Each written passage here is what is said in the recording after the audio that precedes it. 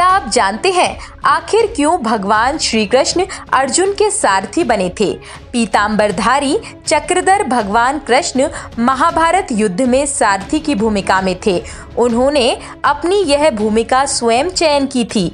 अपने सुदर्शन चक्र से समस्त सृष्टि को क्षण भर में मुट्ठी भर राग बनाकर उड़ा देने वाले या फिर समस्त सृष्टि के पालनकर्ता भगवान कृष्ण महाभारत में अपने प्रिय सखा धनुर्धरधारी अर्जुन के सारथी बने थे।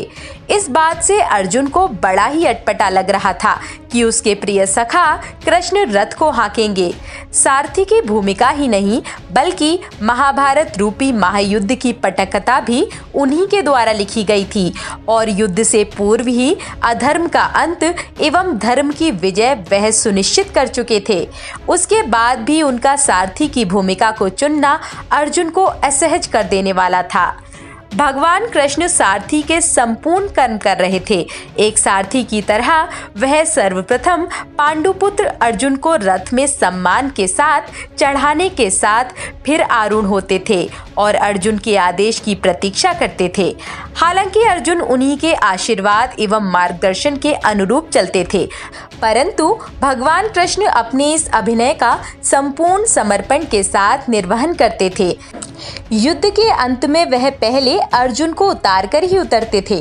भगवान कृष्ण अर्जुन से युद्ध के पूर्व बोले थे, हे परंतप अर्जुन, युद्ध की विजय सुनिश्चित करने के लिए भगवती दुर्गा से आशीष लेना उपयुक्त एवं उचित रहेगा। भगवती दुर्गा के आशीर्वाद के पश्चात ही युद्ध प्रारंभ करना चाहिए।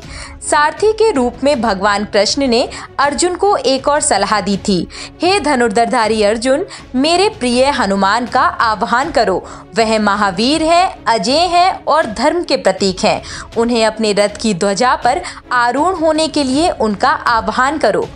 अर्जुन ने यही किया था। सारथी की भूमिका में ही भगवान कृष्ण ने कुरुक्षेत्र के मैदान में दोनों सेनाओं के बीच परम रहस्यमय गीता का गान किया था। भगवान कृष्ण ने सारथी के रूप में अर्जुन के पराक्रम को निखारा ही नहीं बल्कि कठिन से कठिनतम क्षणों में उनको सुरक्षित एवं संरक्षित कर अपनी भूमिका को सार्थक किया था। इसलिए तो भीष्म पितामह अर्जुन को आशीर्वाद देकर बोले, हे प्रिय अर्जुन, जिसके सारथी स्वयं भगवान श्री कृष्ण हो उसे कैसी चिंता, तुम्हारी विजय सुनिश्चित है।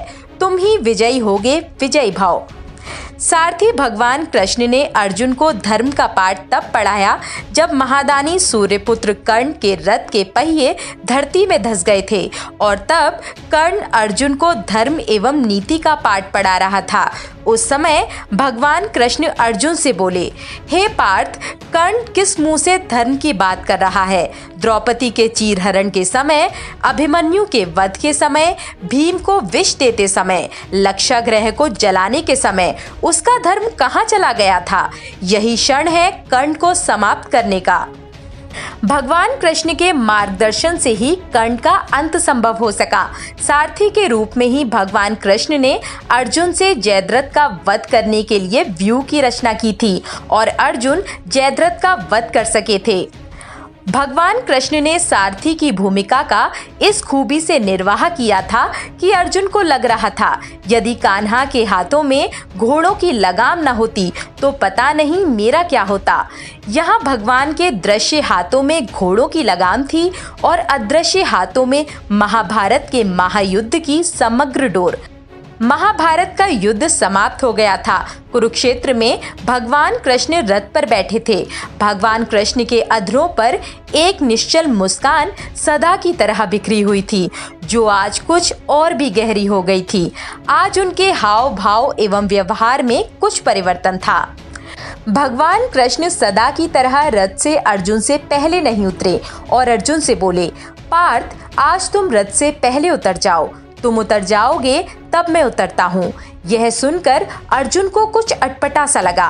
कान्हा तो बड़े आदर से अर्जुन को रथ से उतारने के बाद उतरते थे, पर आज यह क्या हुआ? भगवान कृष्ण अर्जुन के रथ से उतरने के पश्चात कुछ देर तक मौन रहे।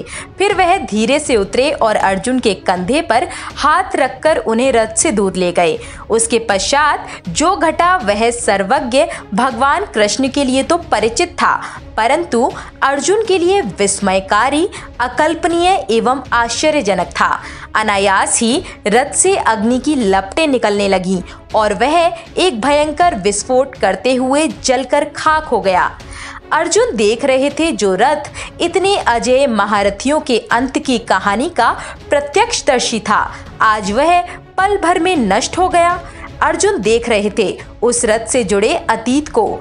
इसी रथ से पूज्य पितामह की देह को अस्त्रों से बीन दिया गया था। इसी रथ से अनगिनत महारथियों का वध किया था। इसी रथ पर बैठकर उनके प्रिय सखा ने उन्हें गीता का उपदेश दिया था और आज वह रथ राख की ढेरी बन चुका था। इस घटना से हतप्रभ अर्जुन ने भगवान कृष्ण से कहा, हे कान्हा, आपके उतरते ही यह रथ पल भर में भस्मीभूत हो गया। ऐसा कैसे हो गया?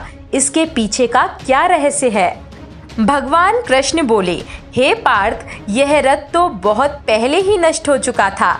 इस रथ की आयु तभी समाप्त हो गई थी जब पितामह भीष्म ने इस पर अपने दिव्या का प्रहार किया था। इस रथ में इतनी क्षमता नहीं थी कि भीष्म पितामह के अचूक दिव्यास्त्रों को झेल सके।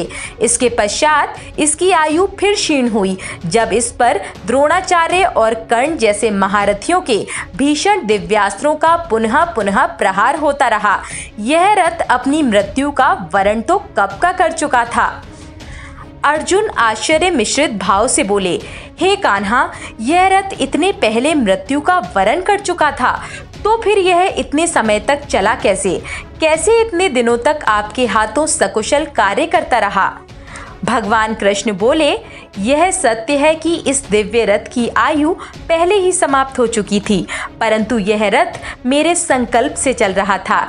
इसकी आयु की समाप्ति के पश्चात भी इसकी जरूरत थी, इसलिए यह चला।